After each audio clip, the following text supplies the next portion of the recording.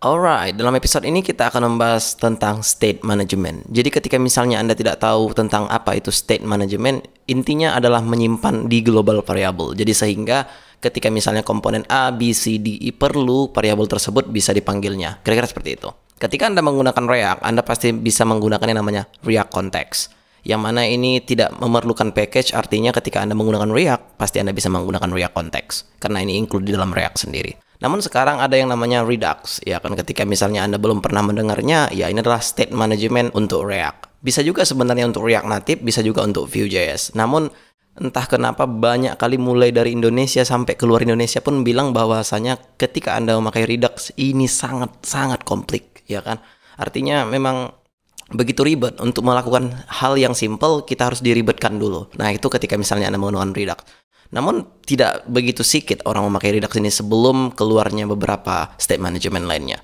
Yang ketiga kita akan bahas di sini MobX. Biasanya MobX ini digunakan untuk React Native, tapi ketika misalnya dia sudah paham Redux, harusnya dia tidak memakai MobX lagi. Namun harusnya konfigurasinya lebih mudah ya daripada Redux. Bukan jauh lebih mudah, tapi lebih mudah aja. Dan yang terakhir kita punya Recoil, ya kan. Nah, di mana ketika misalnya kita sudah bertemu Recoil, maka hal ini akan kita hilangkan. Kenapa seperti itu? Ya karena jauh lebih simple. Dia memakai teknik yang bisa dibilang seperti konteks. Hanya saja konteks itu lebih ke apa ya? Kita ingin memanggil satu variabel melalui komponen, dan ketika misalnya Anda menggunakan Recoil itu tidak perlu seperti itu. Jadi tidak ada istilah di sini ketika misalnya kita ingin memanggil variabel ini harus melalui komponen ini. Kira-kira seperti itulah ketika Anda menggunakan Recoil. Dan ya saya sudah memakai Recoil ini sejak pertama keluar. Memang sangat luar biasa sekali ini ya. Ini soalnya baru-baru keluar aja. Cuman katanya di sini ini official Facebook. Jadi jika Anda ingin bertanya apa sih state management untuk official React, ya itu adalah Recoil. Nah, mungkin kita tidak akan membahas Recoil terlebih dahulu di sini, ya kan? Walaupun sebenarnya kita tidak membahas Redux ataupun MobX di sini, tapi yang jelas mungkin nanti kita akan membahas Recoil juga. Nah, yang saat ini yang ingin kita bahas adalah React Context. Bagaimana cara menggunakannya dan seperti apa kira-kira kesannya ketika Anda menggunakan konteks nantinya, dan kemudian ketika misalnya Anda nanti menggunakan Recoil. Insya Allah saya juga akan mengajarkan Anda nanti tentang bagaimana cara menggunakan Recoil. Alright. Kita akan membahas di konteks terlebih dahulu. Oke, hover into your project. Kita akan start from scratch di sini untuk membuat satu konteks. Coba dulu kita buat satu file di sini dengan nama konteks dan dalamnya kita buat user.js. Kira-kira nanti Anda ingin mengambil authenticated user. Kira-kira seperti itu. Ya kan, makanya saya buat di sini user. Tapi sebenarnya ya kan tidak user aja sih, bisa jadi entah itu tim Anda gitu, entah Anda ingin drag atau like, bisa juga dengan menggunakan React Context. Atau misalnya shopping cart, ya kan. Karena kan shopping cart itu membutuhkan global variable. Ketika misalnya add to cart, maka langsung variabel yang paling atas atau di navigasi langsung berubah. Kira-kira seperti itu. Nah, tapi di sini kita akan menyimpelkannya dengan menyatukan dengan user yang autentikasi. Kira-kira seperti itulah yang kita inginkan di sini. Yang pertama pastinya kita akan import React from React. So import React, ya kan, from React. Nah, di sini kita bisa buat const user context, misalnya seperti itu. Dan di sini kita buat create context. Nah, create context ini dari mana dapat kita? Itu official dari React. Jadi ketika misalnya kita tekan control space di sini kita enter, maka dia akan masuk langsung ke React. Jadi import React atau import create context from React, ya. Sekarang kita butuh provider namanya. Anda pasti bingung sih, tapi yang jelasnya ketika Anda belajar ya pasti bingung. Namun ketika misalnya Anda sudah familiar dengan ini, pasti Anda mengerti. Saya tidak menuntut sih Anda harus jago menggunakan konteks, karena banyak kok selain ini. Seperti yang saya bilang tadi, ada Recoil, ada Redux, ada MobX.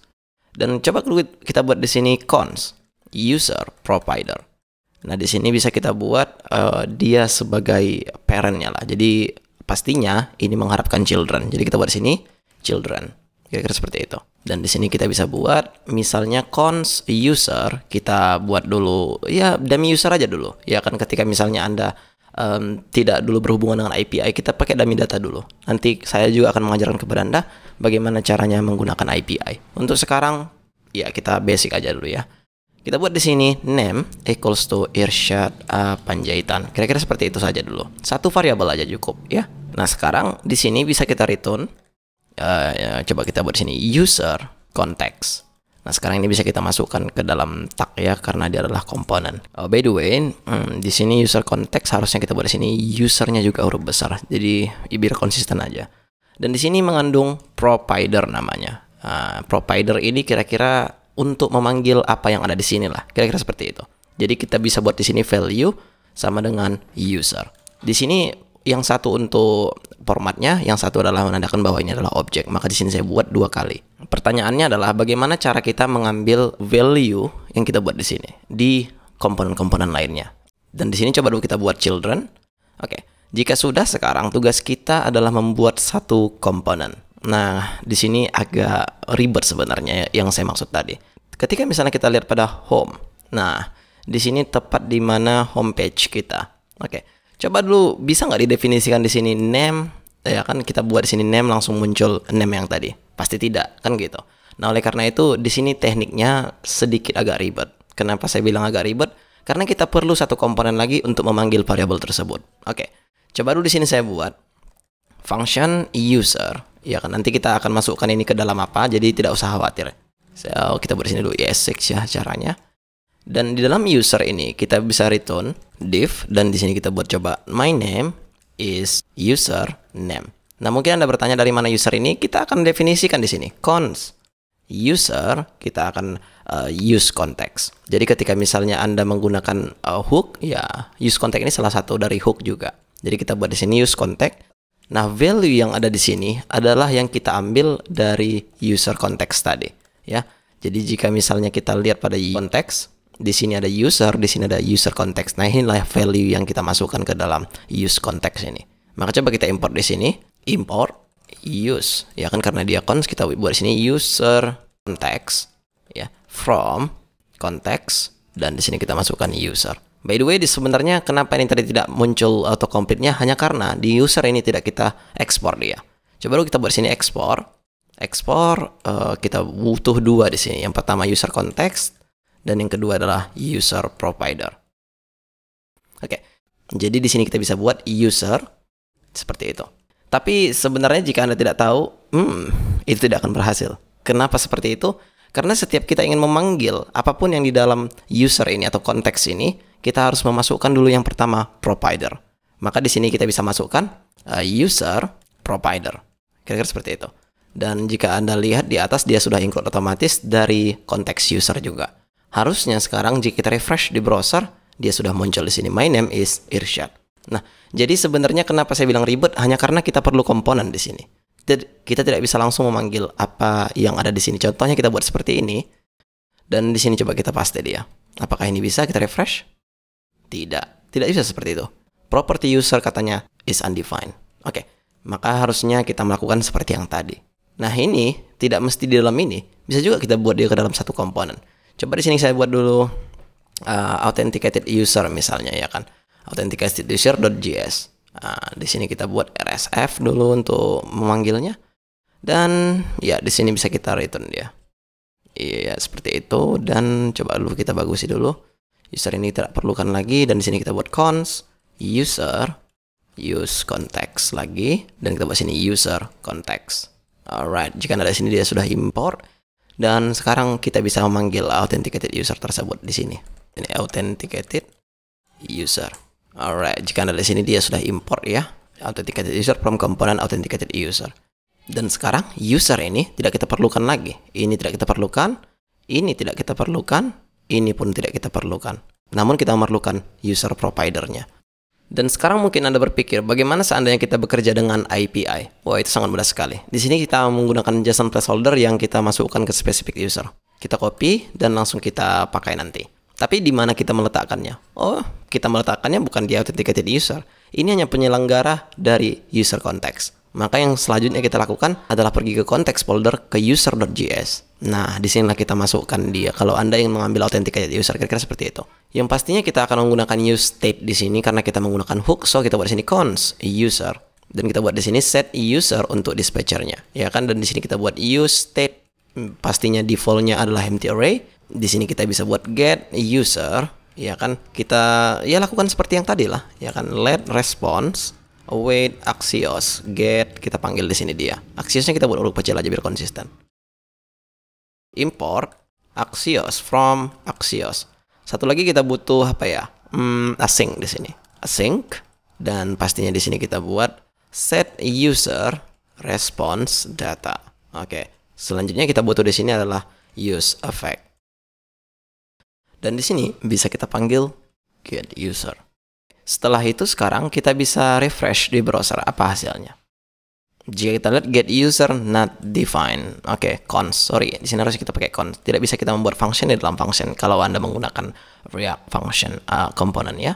Kita refresh, maka di sini jika Anda lihat Ervin Howell.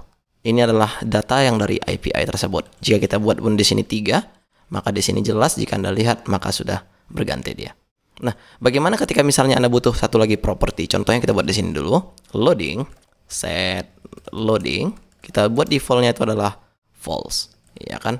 Dan di sini coba kita buat masukkan ke dalam try dia, try and catch, ya. Dan coba dulu let respond and set user ini kita pindahkan ke dalam try. By default kita akan menganggap bahwa dia true untuk loadingnya.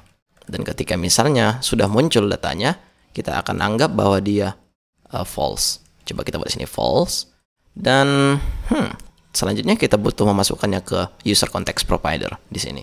Dan sekarang ketika misalnya kita ingin menggunakan loading tersebut, maka coba kita pergi ke komponen yang kita inginkan seperti misalnya home. Bukan di sini tapi di sini. Nah, di sini kita bisa buat koma loading. Nah, di sini kita bisa buat if loading, maka kita buat di sini misalnya div loading. Dan ketika misalnya sudah siap, maka kita paste dia di sini. Ya, kira-kira seperti itu. Sekarang jika kita refresh di browser, dia masih ada. Kita refresh kembali lagi. Loading, maka muncul my name is. Kira-kira seperti itu. Nah, mungkin sekarang Anda berpikir, bagaimana cara kita mengambil datanya tepat di navigation kita? Karena kita sudah menggunakan React Context di sini, harusnya bisa kita gunakan authenticated user ini. Oke, let's do this in navbar.js. Nah, yang pertama jika Anda lihat pada home.js, kita butuh user provider dan juga butuh authenticated user. Itu adalah komponen yang kita buat tadi untuk mengkhususkan menampilkan datanya. Oke, yang pertama kita pergi dulu ke navbar. Kita scroll ke bawah dan coba kita masukkan dia tepat di sini. Kita copy dan kita paste di sini, ya. Coba dulu ini kita hilangkan dulu dan ini kita hilangkan dulu seperti default ke homepage adalah kira-kira seperti itu. Dan di sini bisa kita langsung panggil user provider, ya. Jika kita lihat di data sudah masuk user provider dan kemudian di dalamnya langsung itu adalah authenticated user. Maka di sini kita buat authenticated user. Dan biasa kita buat save closing tag karena kita tidak mempunyai konten di dalamnya. Jika kita lihat di atas dia sudah import. Dan jika sekarang kita refresh di browser, maka sini sudah muncul my name is Bounce. Anda bisa hilangkan my name is-nya dan Anda bisa masukkan dia di tepat komponen yang Anda inginkan. Contohnya di home. Kita buat di sini my name is, kira-kira seperti itu. Sekarang bisa juga kita buat di sini ketika Anda ingin flex ya, buat aja di sini flex. Jadi dia akan membuatkan inline. Kita refresh, maka dia sudah ada di sini. Ya, kira-kira seperti itu. Namun tetap aja kita butuh di sini span ya. Coba kita buat sini span atau div pun bisa juga karena dia flex mr1 dan sekarang kita refresh harusnya dia sudah mempunyai spasi. That's very cool. Dan Anda mempunyai di sini dan juga Anda mempunyainya di sini. Which is sebenarnya ini bisa dibilang sudah menjadi state management tapi tidak begitu enak memakainya. Kenapa seperti itu? Ya kita butuh komponen untuk memanggil dia. Kira-kira seperti itu. Oke, saya rasa untuk basic konteks Anda sudah mengerti. Dan di video selanjutnya coba kita bahas tentang recoil. See you soon.